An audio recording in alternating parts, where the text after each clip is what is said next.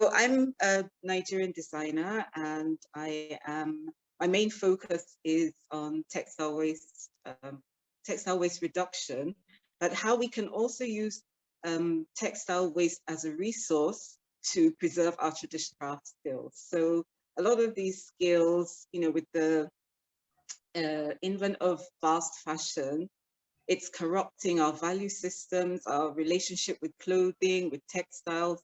And so it is a challenge, all the waste that we produce from making clothes and all the waste that comes in from the global north.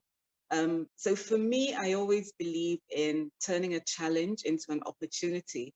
And so for me, this waste is it's a resource that we can use to keep our traditional craft skill alive, and to probably introduce new contemporary ways of weaving and of textile craftsmanship. And so that's basically what I do. So just looking at these images, just explain, I mean, where are you working here, and Okay. are these old looms, or did you make new looms? Just explain a little bit more. I mean, it's just amazing to see what you're doing here. Okay, so the one with the bits of orange in it, that's a frame loom that we actually made. Myself and the head of my textile department, we made this loom. And so what we're trying to do here is, so we're using cotton that we buy from farmers out in some northern regions, out in the mountains. We found this community of old men that they grow the cotton, they process it, turn it into yarn, and so we buy it off them. So we use that cotton and weave it with our waste. So all the sort of ribbon-like bits, that's waste that has come off from our cutting table. So we just strip it, turn it into yarn and weave. And so in that slide, there's something that we're experimenting with, and it's actually wasteless weaving. So it's a way to weave without wasting anything. So when you take everything off the loom, it's already as you want it. So it's coming, and it's the process that we're still working on. So I won't talk too much about it yet. And then the other slide with the yellow, there's an old man. He's about, I think he's in his 90s now or so. He's from Ghana, and he makes looms. So this is a small table loom that we bought from him. So again, we're using it to weave panels of waste, what would I call it? Waste fabric. We're weaving it into panels. And so that's what is going on in those two pictures. And these ones? So this is the finished, oh, this is your cloth, is it? Ah, right. Okay. So yes, so that's the cloth that you see hanging is what was on the loom. That's the result of it. So it's cotton, again, it's cotton, and it's mixed in with our waste fabric. And that you can use that as a throw or as a shawl, anything you want, really. It's really warm and it's very soft. And we pre-wash everything so that if there's any shrinkage or if there's any problem that occurs while you wash it, we would be able to find that out. And it's actually long lasting, so you can have it for as long as possible.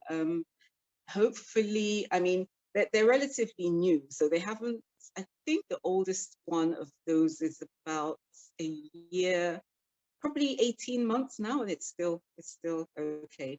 And on the other clip there is well, that's the denim that we use, it's offcuts of denim. Again, we're weaving, so it's we're just weaving waste and teaching. So we also have these a group of women that we work with now, vulnerable women from an IDP camp, which is an internally displaced persons camp.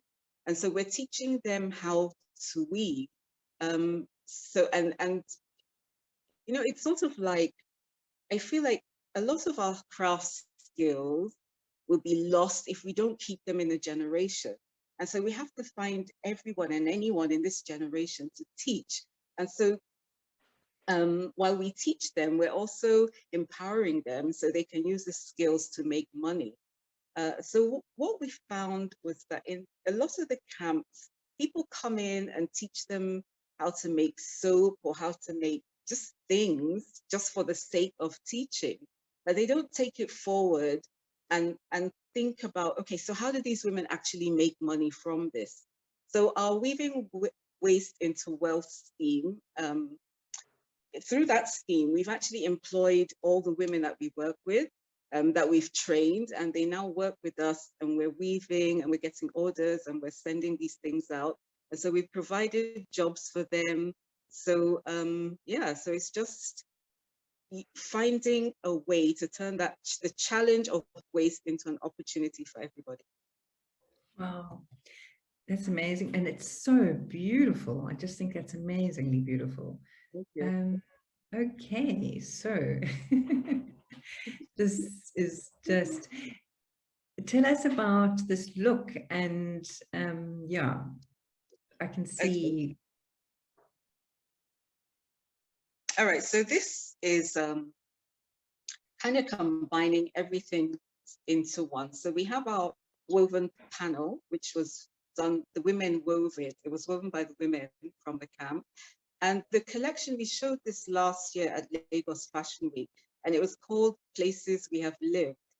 And it's really about, the inspiration behind it is a sort of futuristic take on where we're going in Africa if we don't take care. With everything that we know will be lost if we're not careful about how we manage our resources, how we manage waste, and all of that. So I came up with this story about the women being waste warriors. So they are coming back to teach us how to use all the things that we left behind, the things, all the rubbish that we now live in. So we need to take it back and make it into things that help us survive and keep thriving on the planet. So yeah, so the collection was made up of, it's all mostly waste, cutting table waste and all of that. And it's yeah, it's just a reminder of what may happen if we don't take care. So in one of the slides, you can see where, because I use a lot of denim in my work, and through this textile waste reduction and innovation that I do, I came up with, I developed a new African textile that I call DAKALA cloth, which is the one on the, would that be on the right? The one with the stripes. That's DAKALA cloth. So yeah, that one. That's DAKALA. Yeah, that's, no, not that one, the other one. The other one? The one with the, oh, sorry, I'm not, oh, yeah, the one on the left of the screen. on the left? No, it's on my right. On your right, okay. That one, yes, that one. Yeah. So yeah, in just trying to find solutions to waste, with this huge problem of waste that we all have, and then to show people that it's not, you can make beautiful, meaningful things from waste. It doesn't always have to be, you know, like ugly, weird looking things that nobody can wear, because then it defeats the purpose. So we try to make beautiful things that are practical and people can wear. So yeah, that's what that's all about. It's very, very beautiful.